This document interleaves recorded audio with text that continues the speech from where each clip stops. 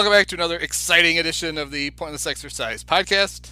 The baseball playoffs are in full swing, and so joining me to talk about them is baseball big brain David Brown. David, how are you? Hi, Andy. I'm enjoying the contests so far, hoping, like you, that we'll get a little bit of an extended series here. It's not looking great, but we'll see. I want to clarify. When I said big brain, I didn't want to intimate that you have encephalitis. I didn't mean that your brain is physically bigger than it should be. Simply has a lot of thoughts in there. Well, as they say in the commercials, if you have encephalitis, tell your doctor.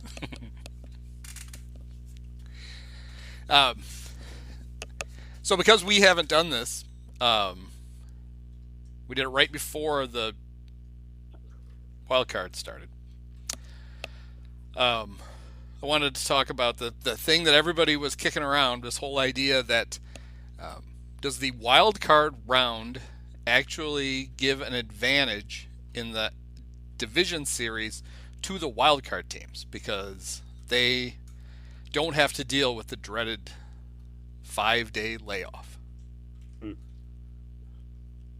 Well, I guess the answer is yes, unless it doesn't. It all depends on circumstances. I don't think I'm just thinking of the Phillies here. That was brought up a lot in the Phillies-Braves series. The Phillies kind of had to piece together their pitching rotation, and they faced a fully rested Spencer Strider twice, and you would think that those would be, big advantages for the Braves, and it wasn't really. So, if you look at the history here of teams with layoffs, sometimes it didn't matter last year when the Astros won the World Series. They had all kinds of rest and they performed fine. So I think, on a case-by-case basis, yeah, there can be some rust, but I don't even know if that lasts more than an inning or two. And it is kind of silly to think that the Phillies had any kind of, advantage from it. I think, maybe the Braves got a little complacent, but I remember people complaining about how their offense wasn't clicking before the playoffs started. It wasn't, a great, huge scoring machine toward the end of the regular season. So, and that just kind of continued. So I don't think there's any real linkage there, any kind of science or even reason that can say with a fact that the wild card teams had some kind of advantage. I think they usually don't. To me, it seemed like the disadvantage for the Dodgers and to a lesser extent to the Braves was that they both had key pitchers who were hurt. Like the Dodgers, Yeah. everybody. They trotting Clayton Kershaw out to start game one. I don't think they expected him to give up 6 runs in the first inning. But with a fully functional starting rotation, he is not their game one starter anymore. Right. And I also like that the Brave who was the most vocal in his disagreement that the layoff meant anything was Spencer Strider. He's like, no. He said I was rested, pitching on normal rest, and they just beat me.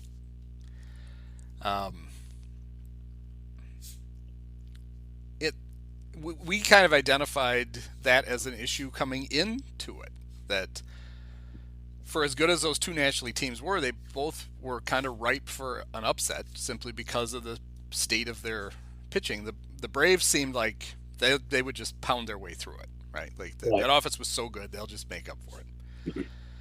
The Dodgers never really had a chance, right? Like in those first 2 games, they're way behind before they take their first at bat, and it screws everything up for the rest of the time.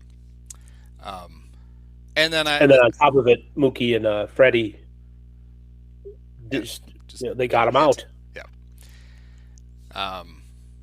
And then there was also the idea that if the Phillies could get the Braves in where they only had to beat them 3 times, that made them more dangerous, and it all played out that way. But you're right. The Astros didn't have any problem with it last year. They didn't have any problem with it this year.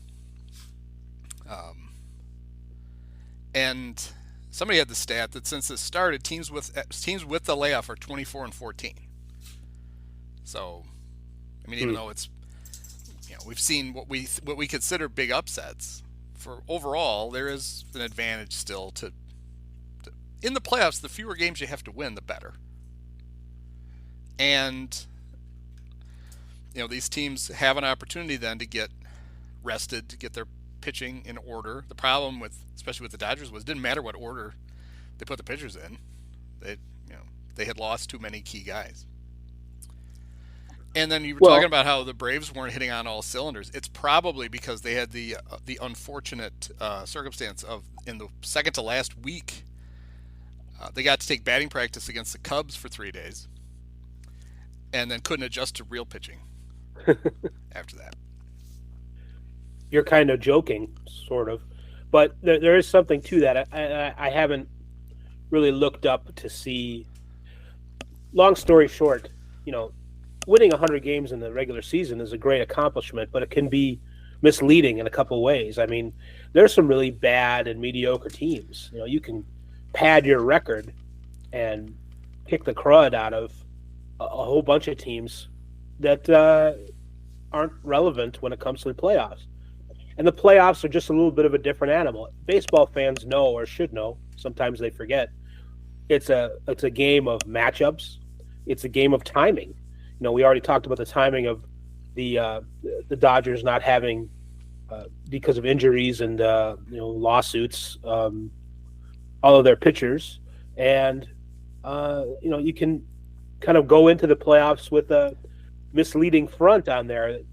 Look out for this 100-win team, but how much of that is beating up the lower half of the league, and when the matchups are right and the timing is right and other things, there is a bit of randomness to it, but it isn't so much that anything can happen on a given day. It's that if you catch a team at the right time, you're going to be better than them. And I don't think there's. I think if you look at Philadelphia, I think you can objectively make an argument to say, well, they're still the best team, even though they didn't win 100 games. Yeah. So this shouldn't be that much of a surprise. I think the media always gets caught up in whatever's happening in front of its face, and I've been a little bit surprised at the volume and the amount of we got to change the format, and what, as far as I'm concerned, you can keep tweaking the format. That's fine. It's not that important. I still think it would be ideal to not have as much of a layoff, but still, then you're also trading not having to win a round of the playoffs. I mean, that's a big break for the Braves and the Dodgers, and they didn't take advantage of it. They didn't have to get through the weirdness of an entire round of playoffs, and they trade that for some extra rest, which might or might not be helpful. So there's not there isn't a solution here. This is a solution in search of a problem or whatever. Right. It's not going to be any better the next thing they try. But if they want to keep tweaking with it, whatever. Yeah, and the Dodgers and Braves didn't lose to bad teams. In fact, the Phillies they did it the second year in a row where they kind of punt the first 60 games. And then they play like a bat out of hell for the last 100, where they played on a 100-win pace for the last 100 games, which I don't think means they went 100-0. I don't think that's how pace works. Right. But they might very well have been the second best team in the National League from game 62 to the end of the season. Yeah. And then the Diamondbacks were in first place for a big chunk of the first half before they went on that just ridiculous free fall, and then they got out of that. So, and they're playing. I think there's probably something also to be said for they're playing division rivals in those. Two teams they're very familiar with, not terribly intimidated by, and they just outplayed them. And similar kind of stories in the other side of the league. Houston was kind of, they weren't terrible, but they obviously weren't at their best in the first half of the season. They got on a roll. And the Rangers have been at various times like clearly the best team in the American League, and maybe just a shade below the Braves and the Dodgers overall. Same kind of thing. The Phillies, they didn't have, I don't remember for how long, but they didn't have Bryce Harper for most of the first half. And then even when he came back, at first he wasn't hitting home runs. He went on some kind of terrible, and I know because he was on my fantasy team. He wasn't hitting home runs until August. So, they weren't. He's their best player, and they didn't have him basically until the last 2 months or so, 6 weeks. Yeah, it was. I mean, even though he was physically there, Trey Turner wasn't any good Right. until August 1st. He got a standing ovation at home, and he just took off. The reverse psychology. Yeah. Another topic that was beaten into the ground was the controversial Orlando Arcia locker room. Things I scream out loud in the locker room in the presence of the media are clearly off the record, especially the profane rantings of attaboy Harper. Couldn't believe that got repeated, and it was all mad at the reporter who said him. And then, very strangely, Alana Rizzo went on her. I don't know if she's on every day or just weekly on the Chris Russo's little shout show on MLB Network. And she was just all over, referring to the guy as a blogger, and it was like she was trying to take the state of sports writing back a decade. Right. The reason it became a thing was that Bryce Harper hit 2 home runs and stared at Orlando Arcia both times. The only thing that was different when that got passed on to him was that he stared at Orlando Arcia. I have a feeling he still would have hit the same 2 home runs. I don't think it was the extra motivation that Bryce Harper needed. But just the fact that was a discussion.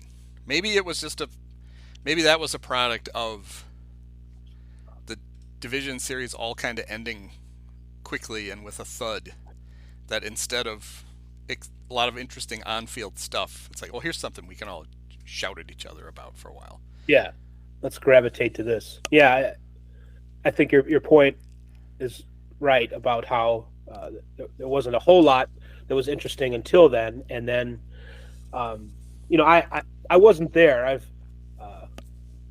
I'm not like Murph, where I've never been in a clubhouse. I have been in a few clubhouses, but I wasn't in this particular one. But it's my suspicion that Arcia knew what he was doing and did that on purpose, so it would get back to Harper, because he was feeling himself a little bit, and then probably immediately regretted, oh crap, what did I do?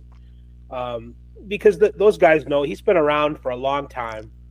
Arcia, it's not his first year. He uses an interpreter when he does interviews, but he speaks and understands English. Attaboy Harper is in English. That is not Spanish. So that's an American idiom. And so I suspect that was kind of a harebrained moment of jubilation or whatever, trash talking on his part. And I'm sure he regrets it. But like you said, Harper is probably going to hit those home runs anyway. It's more about what goes on, and that all the other stuff is theater, pretty much. And so I don't think the report, and it was more than one reporter. It was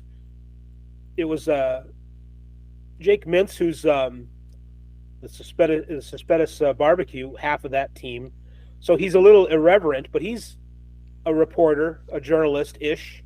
And the other person who reported it was Chelsea Janes, who works for the Washington Post. So, that was all fair game, and I also suspect said purposely so they would hear it. It's not something you're going to say in an interview or attribute your name to it, but that's something that, hey, if I shout this loud enough, Harper will hear. And then afterward, they regretted it. Yeah. So I think that's what was happening there. Yeah, I mean, and they're both in the Baseball Writers Association of America. So then had to issue a statement to basically say, we stand behind these two, and what they did is fine. Um, and I guess the difference was she didn't see who yelled it, so she reported it without attribution, and he saw who yelled it, so he said, "Hey, it was Yeah. Orlando." She got it on tape. Yeah. She was interviewing somebody else, and it was like ambient noise or whatever, and it, Yeah. It's such a weird thing to yell, too. Um, and that was it. I didn't overshadow it. It was the byproduct of an incredible ending to that game, where Austin Riley had hit the one-handed two-run homer to give the Braves the lead, and then it looked like the Braves were going to give it right back, but Michael Harris, smashed into the fence and made an incredible catch, and then the Harper had, he's his own third base coach, and he should be. He's a good base runner. And he looked at it and said, well, he's not catching that. And he was going to score or tie the game, and then realized, oh, shit, he did. And then it took Riley being in the right spot at the exact right time to make that throw, and they barely got him anyway. So I don't even know that it was that bad of base running. It was just two great plays by the Braves. I think he probably could. Harper could have gotten. You said he's his own third base coach, and that's funny because he was earlier in the series. He ignored Dusty Wathan, and was safe pretty easily, safely at home. But he ran through a stop sign and said that he didn't see him. So he kind of, Harper definitely. What's a nice way to put this? He thinks he's the smartest player on the field, and I don't know that that's in a bad way, but he gets himself into trouble potentially a little bit for being a little too adventurous. I think he could have stopped at second and still scored. Yeah. But when that's easier for us to say when we're watching from home or the press box or whatever. When you're on the field on second base, I totally understand why he did what he did. That the play that Austin Riley made was probably the best.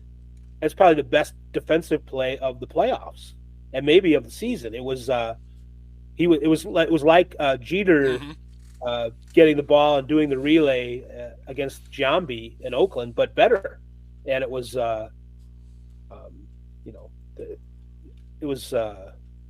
it saved the day for sure. I mean, we're not talking about this in the same way if Riley doesn't make an extraordinary play on defense to save the cutoff throw and then get Jeter and get Harper. Yeah, it's one of those where it's right place at the right time, but it's also not just standing around, right? Like what else? Riley has nothing else to do on that play. Once Harper is running away from third base, but get himself in a spot where he can help out. And he did. For all you little leaguers out there, that's right. why you always keep moving on the play. There's always somewhere for you to run. Yep. I mean, that's we joke about that, but there you go. It's a good teaching moment.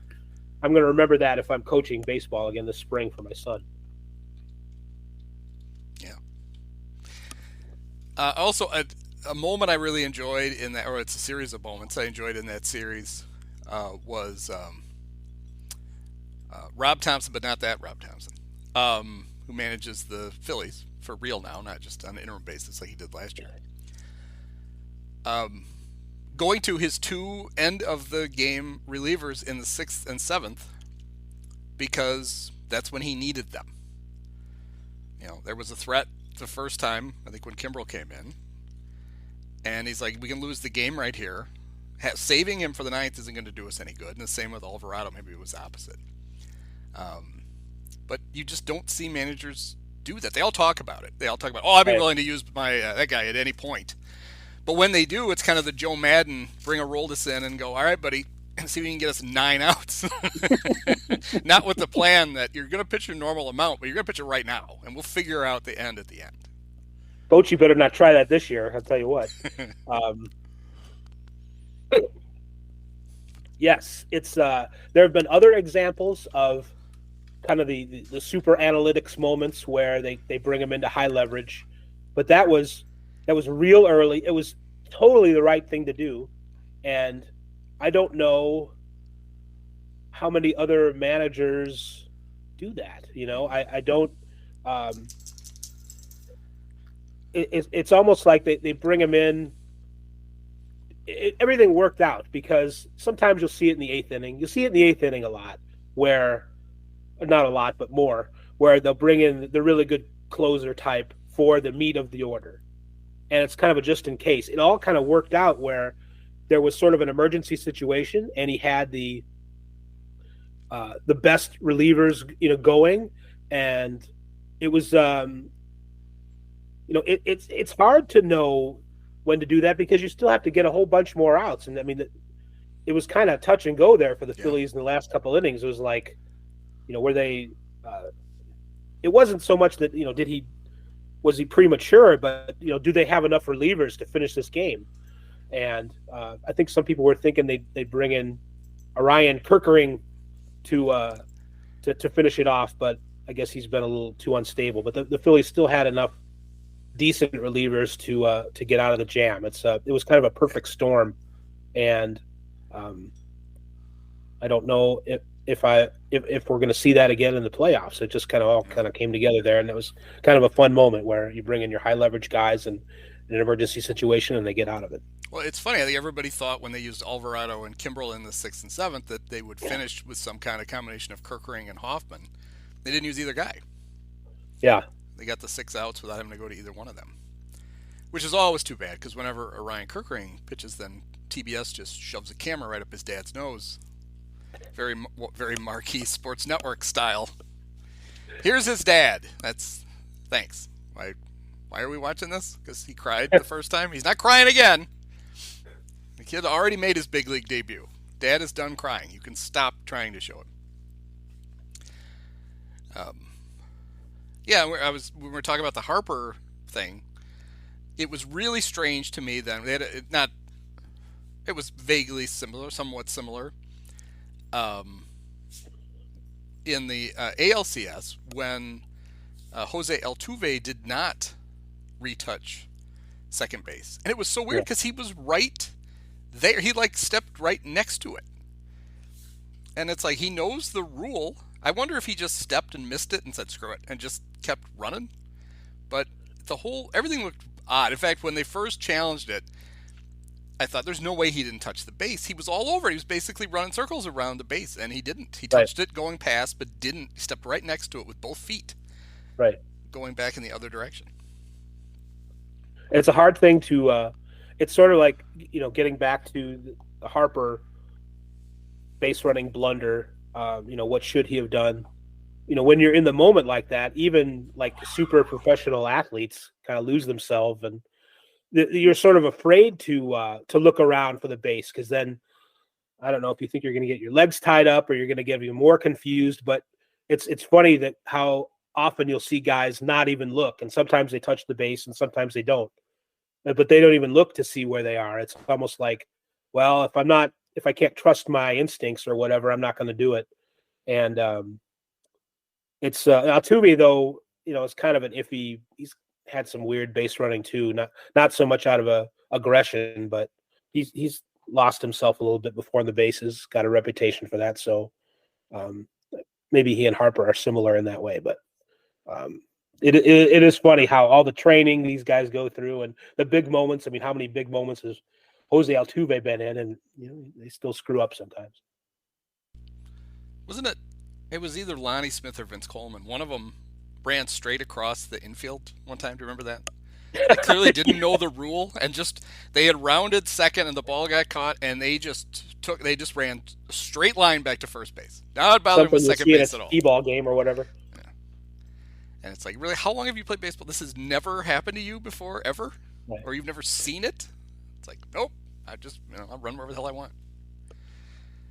Yeah, it doesn't work that way. So a guy that I was, how can you not be impressed by? Precocious. He's more than a rookie because he didn't come up until really late in the season. But Evan Carter of the Rangers. Man. He came up because Adolis Garcia smashed into the wall, right, and sprained his ankle, and they thought he was going to be out longer than he was. So, fine, we'll just bring this kid up. And then Boch got to look at him, and they never let him go back. To the point where he's just like, I know this is a tough left field to play here in Houston. You've never played here, but tough. You're going to learn it. And he made Right. an incredible catch. Yeah. I don't know what else I was going to say other than he's really good. It's he's and it's funny too how they always make a big deal about how his nickname is Full Count. And the minor, I think is it Full Count? Is that it? The 3-2 pitch, something like that. And it's like because every time he gets the 3-2, and then it happens, and they go, he did it again. But I mean, he's just and it's I think he's an example of a guy. The Rangers sort of had as good as their offense and as much as they had going for them all season. They kind of always were missing a guy. It was usually like a DH. That's why we saw so much of Robbie Grossman. Yeah. Is it Robbie Grossman? It's Robbie Grossman. In fact, they were like, Yes. There is no weak link in this Rangers lineup. And I'm like, Robbie Grossman's batting third. I think there's a big weak link. And I don't know why Bruce Bochy is batting that weak link third, but he is. It worked out. Maybe it was like a cry for help. I don't know. Yeah, maybe it was, I'm going to bat this dud third until you give me an Chris actual Young, third hitter. Chris Young. Hey, Yep. Look who's hitting third. You see what I'm saying here? But he's Evan Carter has been sets a great example at the plate. Makes the pitcher work, draws a lot of walks, and gets hits, makes those plays in left field, and it's like good for the Rangers for bringing him up and developing this guy. But where was he in June? That he probably should have been here all along. So, I guess we can criticize too, but think of all the service time they saved. Yeah, right. I mean, the Best Rangers, of both worlds, $500 million in payroll, are going to worry about. Evan Carter is going to.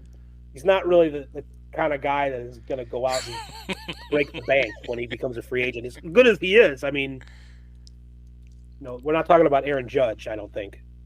Maybe I'm misjudging him, but selling him short. But yeah. Well, I mean, it could be.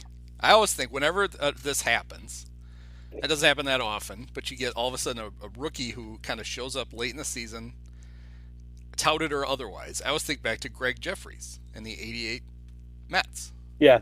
Where he showed up and he was amazing for them. For a really good team, that all of a sudden he's the only guy that could hit in the playoffs against the Dodgers. Right. In fact, he'd been impressive at the end of the season to the point where some guys voted for him for Rookie of the Year when he was going to be eligible for Rookie of the Year the next year. They're like, can you win it twice? Yeah. And that was as good as it ever got for Greg. Like he was a solid player for years, but he was never the star everybody thought. But you add, based on that short sample size into the playoffs, you thought, man, this dude, he's going to be an all-star 15 times. That's actually a really good question. Can you win Rookie of the Year twice? I mean, it would seem like the answer is no, and there might be something in the rules that say you can't, but you certainly can be voted on more than once because Randy Arozarena, it was like 3 times. Yeah, 3-time Rookie of the Year vote getter, Randy Arozarena. You mean he got 3 votes? No, 3 different years. Like he was the Susan Lucci of Rookie of the Year. That was like my old favorite stat about Ken Griffey Jr. Was he did not win Rookie of the Year, but he was younger than the guy who won the American League Rookie of the Year his first 8 seasons. And part of that was because they had a couple of they had Bob Hamlin and Marty Cordova who were old winners. But it was amazing. It wasn't until he was 27 years old that somebody finally won the Rookie of the Year and was younger than Junior. It was amazing. I had to put him in the Hall of Fame just for that, even if he did nothing else. So a lot of people. Go ahead. It's kind of a left turn here, but you excited to see Ken Griffey acting again in Geico commercials? He's with Mrs. Griffey. Yeah, the 2 things about that commercial.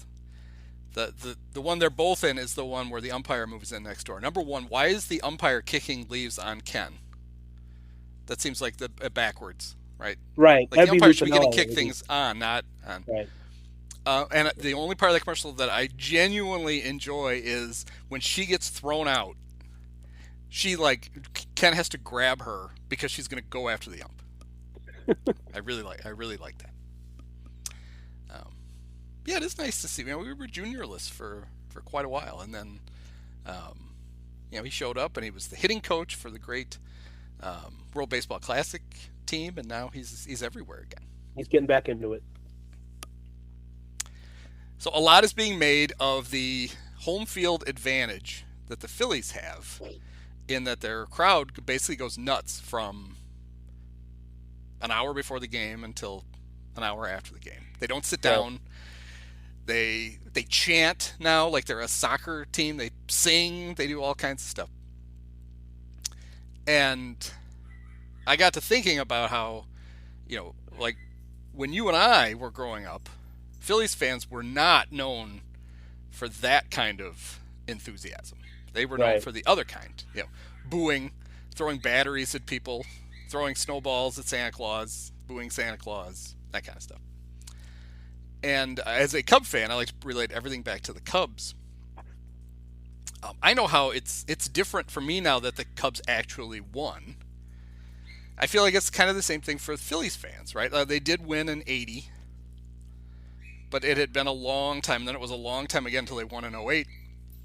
And I feel like it's just like they've won. The Eagles have won a Super Bowl and been in another Super Bowl. I feel like they're just Phillies fans are in a better place.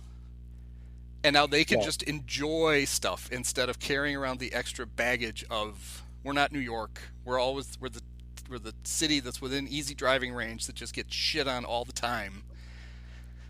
And so it's just freed them up to just be happy and excited. And it is, even on TV, it's an incredible atmosphere for a game. I don't think it is the same kind of happy and excited that people in other cities, it's still there's still a more than a tinge. I think that the chip on the shoulder and they're not throwing things, but they're still kind of savage in their glee. Lots of shade and rude, and it's fun if it's not happening to you. I think it's intimidating. It's not quite the brute force of before, but they are enjoying themselves because they know their team is good and they have a chance. So it changes their outlook a little bit. But I think they still, deep down harbor that fear that things are going to blow up at any moment.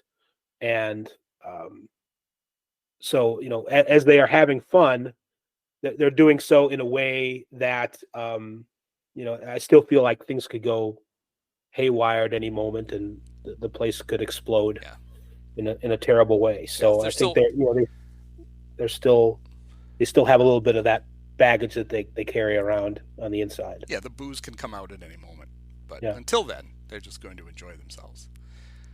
For me, I felt that in,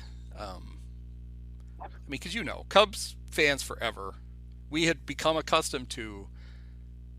It's not a matter of if shit is going to go bad; it's when it's going to go bad, and you lived your whole life like that. And after they won the pennant in '16. Then they finally come home. They get to play their first 3 World Series games since 1945, and they lose the first 2, and now they're down 3-1, and the Indians can win the World Series at Wrigley Field, and that was prime for a weird, angsty crowd. Yes, and the Cub fans didn't do it, even when they fell behind 1-0. It was an oddly excited, supportive crowd, and then when they got the lead, they never gave it back in the World Series. Once Chris Bryant tied the game with a home run, they never trailed in that whole World Series again. Right. That crowd doesn't do that if they hadn't watched them win a pennant a week before. Yeah. It's like, all right, no matter what happens, we got to a World Series finally, and I'm not saying if they had lost that World Series, everything goes bad again. Then it's all back to holy crap, why can't we win? But at least for one brief. So I feel like I I feel like I know how the Philly fans feel right now, which is we're just going to really enjoy this until you give us a reason not to, and then Yeah, I definitely feel that similarity for sure. I think you know, we mentioned earlier and how Trey Turner was going bad, and they, did the pivot, and rather than pile on, they thought, it was a little more thoughtful because no matter how the fans are going to react to Trey Turner, how long is that contract? Did he sign like a 10-year contract? Is something like that, 8 or 10 years? Maybe not that long, but no, I gets 10. I gets 10, $330 is it million. right? So Or he's going to 11. be here for a while. Yeah. So if they thought about it, and if we turn on him, maybe it's even longer until he comes out of this funk. So it's hard to say how much fan action has an impact on how well a guy plays or doesn't play, but I think it helped a little bit. It certainly didn't hurt. Do we know I what think prompted being more thoughtful. Do we know what prompted that standing ovation? Like It was Trey Turner Appreciation Day, and they all just decided en masse to do it. I think it was one of those viral things where I think it started as a prominent fan with some followers on social media who just kind of said, "Hey, everybody expects." I think it might have even gone back to last year when Alec Boehm was having a hard time, and he said, "I effing hate this place." After the fans were ripping him again, sort of like Arcia. I think it was. I'm sure he did. I believe that he meant that. But I think from there, the fans, rather than pile on, that was kind of like the prototype for what happened with Turner, and they tried to be positive with him, and he ended up having a great second half and a good playoffs.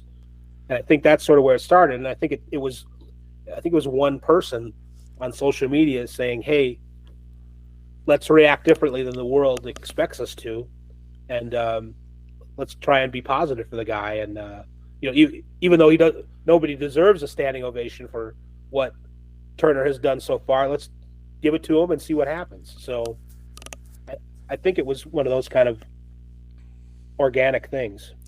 I tried to organize a little forced, but organic. I tried to organize the same kind of thing for Jameson Taillon when he got off to a bad start this year for the Cubs.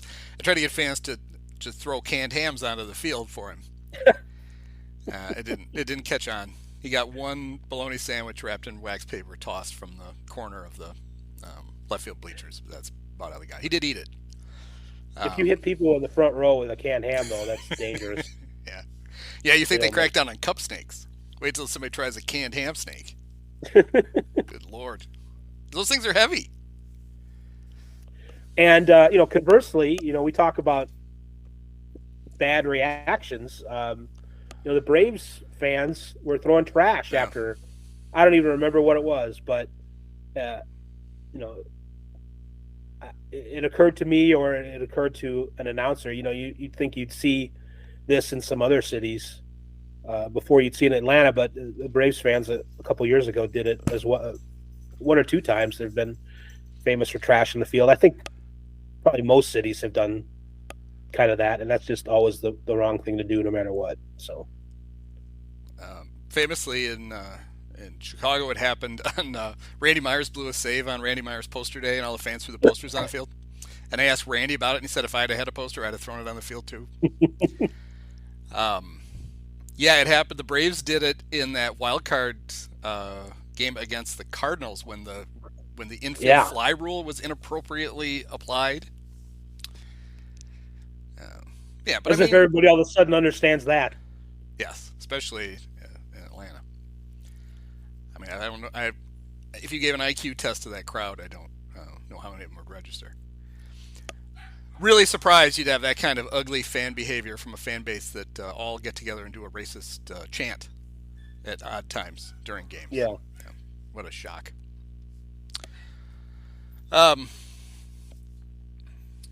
So as we sit here, It's always weird to me that they one series will have played 2 games before the other one gets started.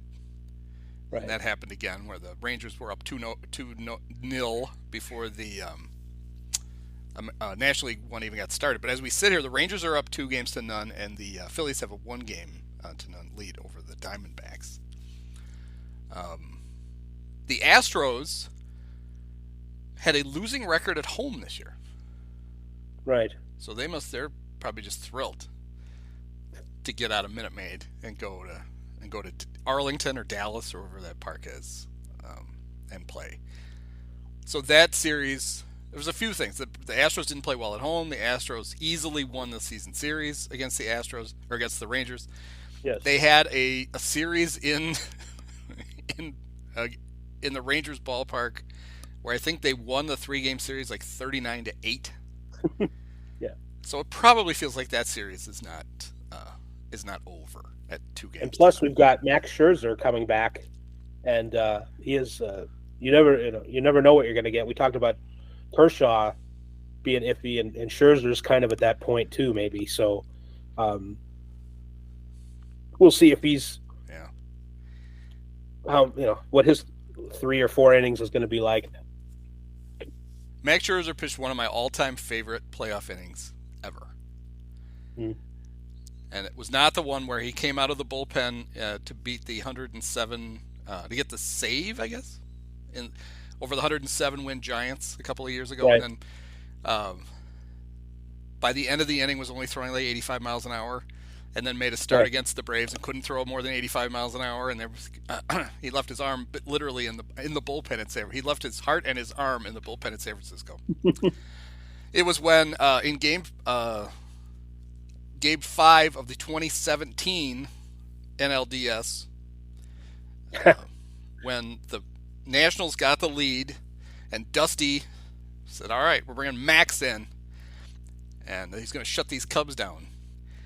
And the Cubs, I think it's the only inning in big league history, right, where the Cubs reach base every way that it's possible to reach base. They reached on a hit, they reached on a walk, they had a hit batter, they had a catcher's interference, they had everything. And there was Max with his weird 2 different colored eyes leaving before the inning was over. It was right. Just, because it's one of those things, as a baseball fan, one of the coolest things you see in the postseason is bullpen door swings open, and out comes the other team's best pitcher in a spot where he normally doesn't pitch. You saw it all those years, and you saw it most famously when in Kansas City the bullpen door opens up, and here comes Madison Bumgarner just ready to shove it up the Royals' ass. And Cubs fans got to live that in 16 when the doors opened and John Lester came out. And here we were a year later, and it's Max. And it didn't work. And It was Max, and it was Dusty, and it was just great. That killed the trend. It did. And then Wade Davis had to pitch like 4 innings, and Jose Quintana had to get it out, and they had to get on the plane, and Jose's wife had a panic attack, and they landed in Albuquerque, and the Cubs dynasty was off the rails. But it was after the Max thing, not before. Yeah. We had that moment, at least.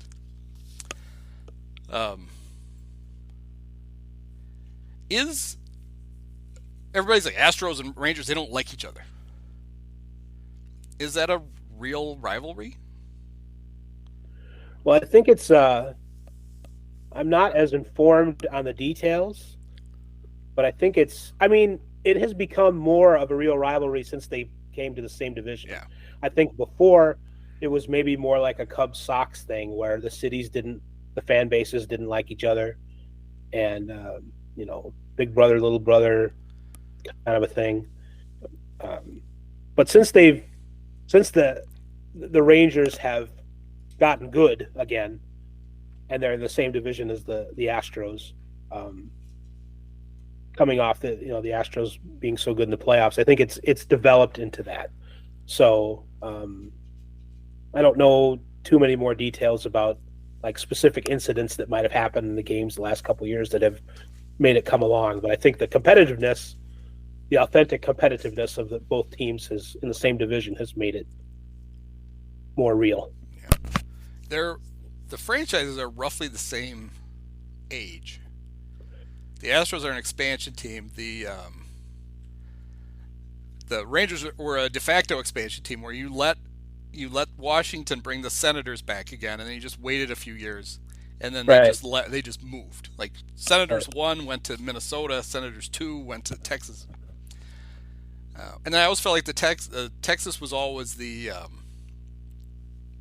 kind of the little brother in that, mostly because their park didn't have a roof, so it was just a Right. million degrees and mosquitoes as big as cars, and nobody wanted to go to the games. And then, other than Billy Martin running around screaming at everybody, and Whitey Herzog teams trying to steal a million bases with a bunch of fat, slow white guys, they just didn't have a lot going until they famously blew a World Series against the Cardinals because Nelson Cruz couldn't catch a routine fly ball.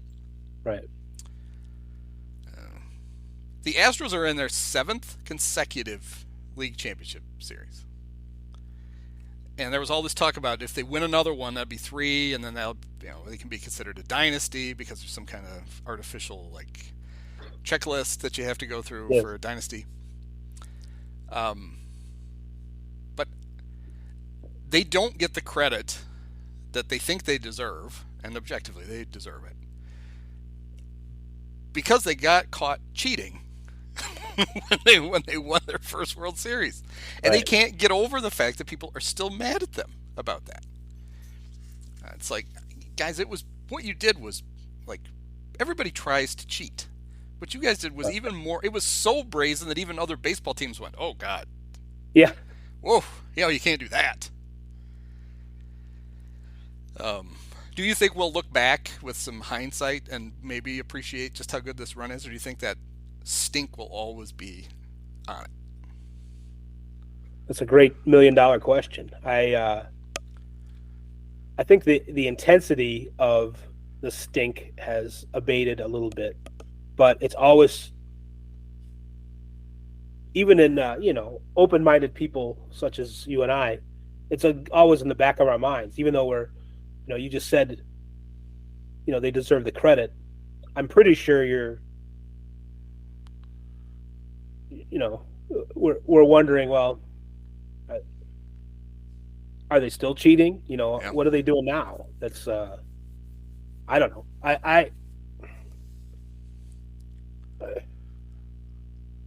I wondered this about the steroid era, so called, as if no one's doing steroids now. What people will think of the Sammy Sosa, Mark McGwire, Brady Anderson era, and it still bothers people, and that's 25 years now gone, or 20 years. So no, I don't know. The longer we go, and if there's no more scandals, maybe, but I think it's always going to kind of be there. Yeah. And it's all, and you sort of said this too. It's baseball has always had teams that cheated and pushed the envelope, and it's kind of hard to believe that that they won't keep trying to do that. So the next time there's a cheating scandal, no matter what team it is, the old Astros will be brought up. So I don't think it's ever going to die completely, but they make for good villains, I guess, good foils. Yeah, I mean the Braves built this run. They started it under a GM who was just falsifying birth certificates of Right. Dominican prospects, and they think they caught them all, but they don't know. He lost his job over it. But the Astros thing, it's not objectively, it's really impressive to have a run this long, considering that really the only guy who's been there through all of it is Altuve. They've Right. replaced everybody else. It's not just we put this one core together and we rode it as long as we could. They lost George Springer and they lost Carlos. They didn't lose him. They let him go. They Right. didn't want to pay him. They let him go, and then Correa leaves and they plug Jeremy Pena in, and for one postseason he's amazing, and he's the ALCS and World Series MVP. And so you have to admire the fact that they at least have that. They could plug in that kind of talent. The one that's crazy to me is the fact that they got Yordan Alvarez for Josh Fields. Oof. And the Dodgers defense is like, well, he'd never actually played yet. Right. Well, yeah, but no. Yeah, maybe you should have evaluated it before you traded him for Right. a mediocre middle reliever. Right. You traded Big Poppy, 2.0, who might have come in handy. Yeah, I think he is. I think he is the best hitter in baseball. I think it's just objectively so. It's just impossible to pitch to him. Yeah, it's ridiculous. And it's kind of possible to pitch to Judge and some other people. I think this guy's the best hitter. Juan Soto has not really developed into that. It seemed like he was gonna. But Yordan Alvarez is what everybody could have thought Juan Soto was going to be when he was 19 or 20. So, and he's still doing it. Yeah, apparently he was sick before Game 2. They couldn't keep any. They tell you more than you need to know. Couldn't keep food down. Couldn't do whatever. Dusty wasn't going to put him in the lineup. Put him in the lineup because he's DH. He can go lay in the clubhouse. It's 2 home runs. I think he had Michael Jordan's Utah Pizza delivered. Yeah. I think that's what it was. That's probably what it was. Yeah, you were asking about who's going to remember what's the feeling about the steroid era now, this many years, 25 or whatever years later. And I can tell you that thankfully Tom Ricketts is looking out for the fans by shunning Sammy, because that's clearly what the fans want. Yeah, but even that, there's weird stuff with that. There's the people who are like, it's ridiculous that, and they get greedy. They lump too many guys together. It's ridiculous that Barry Bonds and Roger Clemens and Mark McGwire aren't in the Hall of Fame, because they would have been Hall of Famers anyway. And it's like, whoa. 2 of those, probably not true. Roger's career had clearly stalled out his last year in Boston.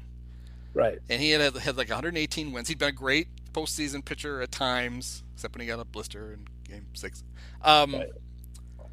He was going to be in the Hall of Very Good, and then all of a sudden he went to Toronto and he got in shape miraculously, and then he was great for like the next 12 years and easily put up Hall of Fame numbers.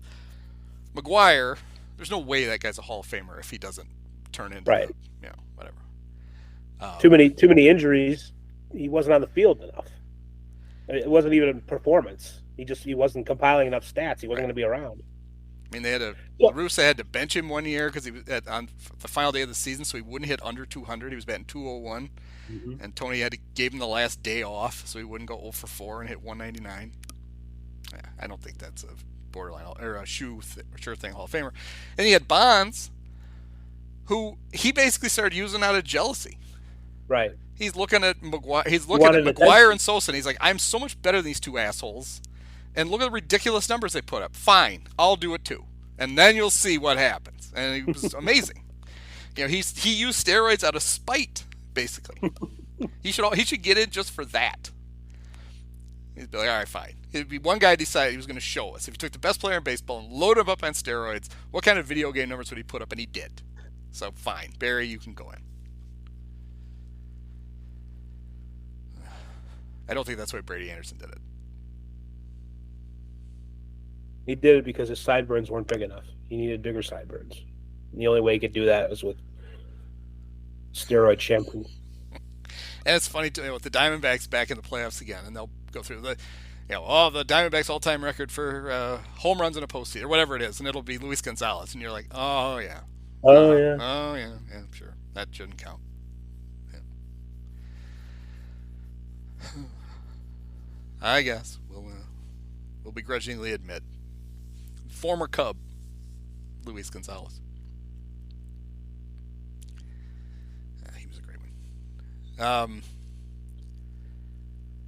So the Diamondbacks, they got down, 5-0 in Game 1, and they chipped their way back. They look like I don't think they're going to be overwhelmed by the Phillies. But what do you think there? Do you think? The Phillies will be away from their loyal fans. Arizona is a weird place, kind of a weird ballpark where weird things happen. Cub fans know this. Yep. And the Diamondbacks, they've had a lot of good runs during the season, but, I think you mentioned that we've also kind of counted them out a little bit because they've had some debilitating moments and some streaks that were bad. I think they can probably get back into the series. It's not like the Phillies crushed them too much in the last game, so I think it's possible to. We'll see what I mean. It hurt a little bit that they couldn't win the Gallon game, because he's clearly their best pitcher. Yeah. But I suppose Captain Stubing Merrill Kelly can get them back into things. So I think that's possible, and I think the Astros getting away from their home ballpark, which is, like you said, has been so bad for them, maybe can get them back in the series a little bit. And I still worry about the Rangers bullpen. I'm not sure how much S'mores we need of Josh Spores, so they're relying on him for some big outs. So we'll see. We'll see what Max Scherzer can do, if it blows up in his face or not. So I would say don't be surprised if these series go 6 games, 7 games. Maybe. Oh, that'd be good. That's what you want. I mean, you want you want some drama, right? Yeah. Well, Aroldis, Mr. Setup Man now, coming in the 8th and pitching in his personal house of horrors, the Enron Minute Maid Dome, whatever it is. I guess that game was on Fox. So when the ball gets hit with the one where Altuve ended up getting doubled off, the camera kind of pushed back. It didn't follow the ball immediately. It kind of pushed back from home plate. And the look on Aroldis stood there like, fuck, I just gave up another home run. And it got caught instead. So, because they were like, well, he's had some terrible moments in this park. Oh, he just had another one, but then he didn't. Yeah, the Rangers are. That's an interesting team, given that I think people are like, well, they just went out and they spent all that money and they did. They spent a lot of money on Corey Seager and on Marcus Semien and whatever. But, that's a team that there's just a lot of really good young, their own guys like Jonah Heim and Hierarchy of Needs, Josh Young and Evan Carter. Josh Young's made some amazing plays at third base. He booted one, but he made a lot of tough. Yeah. He's been and he can hit home runs. It's pretty exciting young player. I enjoyed when he made the error. That's loaded the bases, and then Evaldi got out of it. I enjoyed. He looked at his glove as though it had horribly betrayed him. I love when they do that. Yeah. He just stared at it like, "How did you not catch that?" I thought we were friends. Yeah, you'll enjoy that. So that set up bases loaded, nobody out, and an inning later, a Cub blogger tweeted out, "I think," as if this was like the deepest thought he'd ever had. I think the Astros might regret not scoring any runs there with the bases loaded and nobody out. Do you think so? Really? Holy shit. So. You should write this. You need to write these things down. These are gems.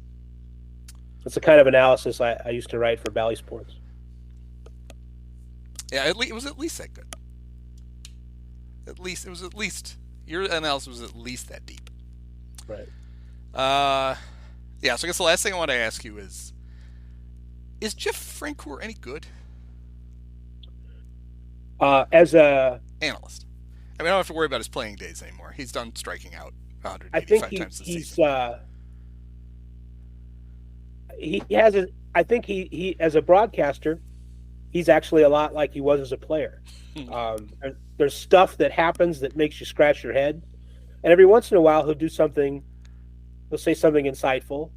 He might be hurt a little bit by the 3-man booth. I think they think the 3-man booth always to me indicates a lack of confidence in the one analyst to say anything, and I think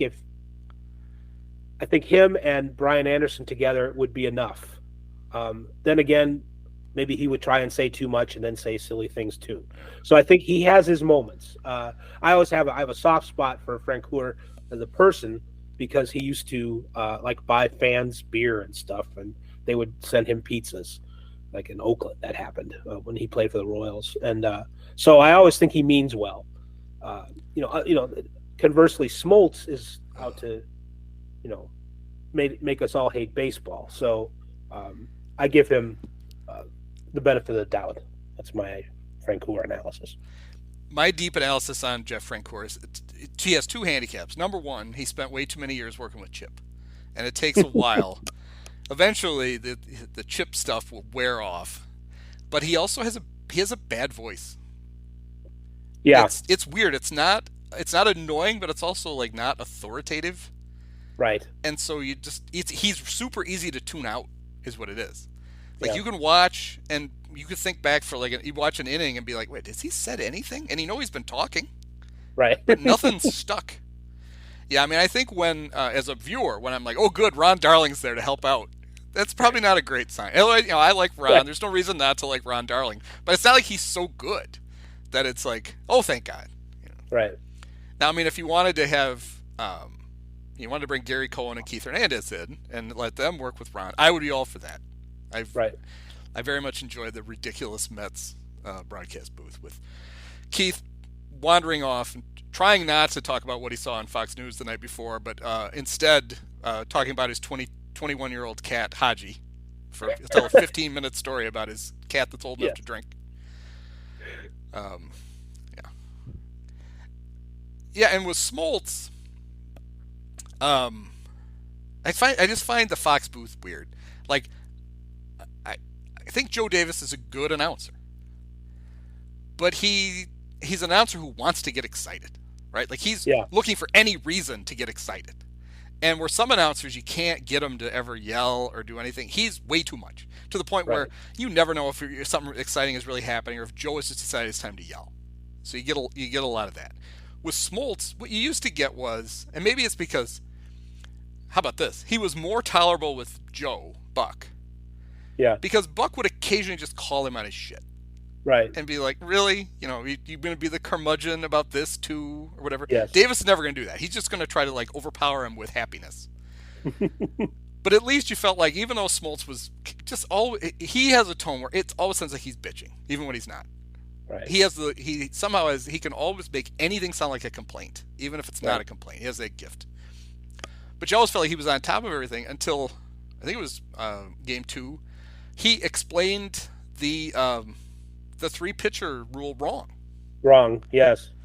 Because they brought Spores in, and Smoltz was like, this is a great place to bring him in because he can get the final out here, but because he's finishing the inning, you have the option that if you bring him back that he only has to pitch to 1 or 2 batters in the next inning. Like, no, that's not how it works. He can leave now when the inning ends, but if he comes back, he's got to get to 3. He's got to pitch to the first 2 guys, and John clearly explained it as though you now have the option of using for as many outs as you want. And it's like, that rule is not that new anymore. You should really probably know that one.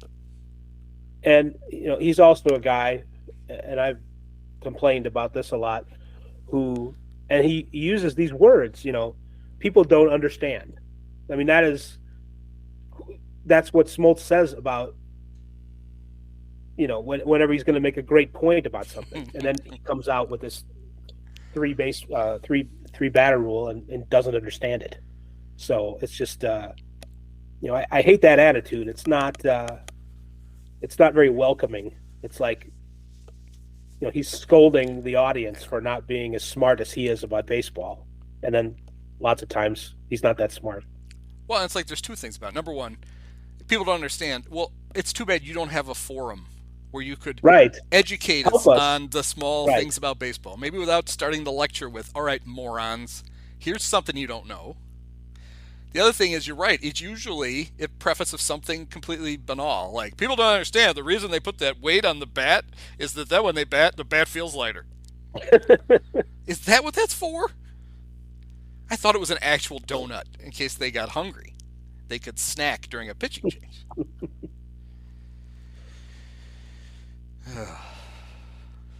Oh, well. Yeah, it's just it gets very jarring as the playoffs move on. Just the inventory that drops off. Like you get used to, hey, there's 4 games today, or well, there's still 3 games today. Right. Well, today there's 2. Today there's 1, and then soon there will be the days when there are none. Right. And then it's over. Then we go into. And then it's on to every Cub fan's new favorite thing, the off season, where anything's possible. This offseason much better than the real season, because in the offseason, oh my God, every prospect is going to be great, and we're going to sign all these guys, and we're going to make these trades, and this is going to be great. And then they go to the winter meetings, and they come back with nothing, and then they do But Cub fans get really excited because the games will end, those pesky, annoying games, and then you're free to just dream about how awesome Jed is going to make your favorite team. Right. All right. Well, enjoy the baseball.